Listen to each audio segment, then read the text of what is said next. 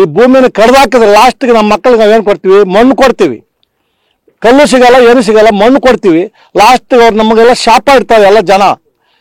ಪಟ್ಟ ಲ್ಯಾಂಡ್ ಅಲ್ಲಿ ಅವ್ರು ಗಣಿಗಾರಿಕೆ ಮಾಡಿದ್ರೆ ಅಡ್ಡಿ ಇಲ್ಲ ಸರ್. ಸರ್ಕಾರಿ ಜಾಗದಲ್ಲಿ ಕೂಡ ಸರ್ಕಾರಿ ಜಾಗದಲ್ಲಿ ಪರ್ಮಿಷನ್ ಅವ್ರು ಕೊಟ್ಟಿದ್ರೆ ಅದನ್ನ ನಾವು ಸರ್ಕಾರ ಬ್ಯಾಲೆನ್ಸ್ ಮಾಡಬೇಕಲ್ಲ. ಡೆವಲಪ್ಮೆಂಟ್ ಬೇಕು, ಡೆವಲಪ್ಮೆಂಟ್ ಜೊತೆಗೆ ಬ್ಯಾಲೆನ್ಸ್ ಬೇಕು.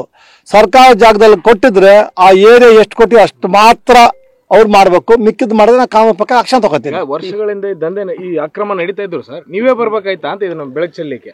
ಏನ್ ಮಾಡೋದು? ಈಗ ಮಹಾತ್ಮ ಗಾಂಧಿ ಸ್ವಾತಂತ್ರ್ಯ ಬರ್ಬೇಕು, ಮಹಾತ್ಮ ಗಾಂಧಿ ಉಟ್ಕೊಂಡ್ರು, ಸುಭಾಷ್ ಚಂದ್ರ ಬೋಸ್ ಉಟ್ಕೊಂಡ್ರು, ಸಂವಿಧಾನ ರೆಡಿ ಮಾಡೋಕ್ಕೆ ಬಾಬಾ ಅಂಬೇಡ್ಕರ್ ಉಟ್ಕೊಂಡ್ರು. ಹಂಗೆಲ್ಲೋ ನಾನು ಹುಟ್ಟಿದ್ದೀನಿ ಅಂತೆಲ್ಲ, ನನಗೇನೋ ಒಂದು ಅವಕಾಶ ಸಿಕ್ತು, ಭಗವಂತ ಕೊಟ್ಟಿದ್ದಾನೆ. ಸ್ವಲ್ಪ ಎಲ್ಲ ಡಿಸ್ಟಿಕ್ಕು ಸುತ್ತಾ ಇದ್ದೀನಿ. ಹೋದಾಗೆಲ್ಲ ಎಲ್ಲೆಲ್ಲಿ ಅನ್ಯಾಯ ಆಗುತ್ತೋ ಅಲ್ಲಲ್ಲಿ ನಾನು ಪ್ರಯತ್ನ ಮಾಡ್ತಾ ಇದ್ದೀನಿ. ನಿಮ್ಗೆ ಗೊತ್ತಿಲ್ಲ, ನನಗೂ ಥ್ರೆಟ್ ಇದೆ. I don't care. 65 ವರ್ಷ ಆಗಿದೆ, ಇನ್ನು ಸತ್ರು ಪುಡ್ಗೋಶಿ ಹೋಯ್ತು ಅಂತೀನಿ. ಅಲ್ಲೊಂದೊಂದು ಸೆಕೆಂಡ್ಗೂ ನಮ್ಮ ಸೈನಿಕರು ಸಾಯ್ತಾ ಇದ್ದಾರೆ. ನಾವು ಸತ್ರ ಏನಾಗುತ್ತೆ? ಯಾರೋ ಒಬ್ರು, ನಾನು ಪಿಸ್ತೂಲ್ ತಗೊಂಡಿದ್ದೀನಿ, ಲೈಸೆನ್ಸ್ ಹಾಕಿ ಅಪ್ಲೈ ಮಾಡಿದ್ದೀನಿ. ಇವಾಗ ನಾನು ಒಬ್ಬ ಗನ್ಮೆಂಟ್ ಕೊಡ್ತಾರೆ. ಅದು ಎಲ್ಲರ ಕಡೆನೂ ಆನೆಸ್ಟ್ ಆಗಿ ಬದುಕಿದ್ರೆ, ನುಗ್ಗಿದ್ರೆ ಎಲ್ಲ ಕಡೆ ಪ್ರಾಬ್ಲಮ್ ಇದೆ. ನನಗೆ ಎಲ್ಲ ನಿಮಗೂ ಇದೆ. ನೀವು ಆನೆಸ್ಟ್ ಆಗಿ ಬರೆದ್ರೆ ನಿಮಗೂ ಥ್ರೆಟ್ ಮಾಡ್ತಾರೆ, ಪ್ರೆಸ್ ಅವ್ರಿಗೂ ಬರಿಬೇಡ ಅಂತಾರೆ.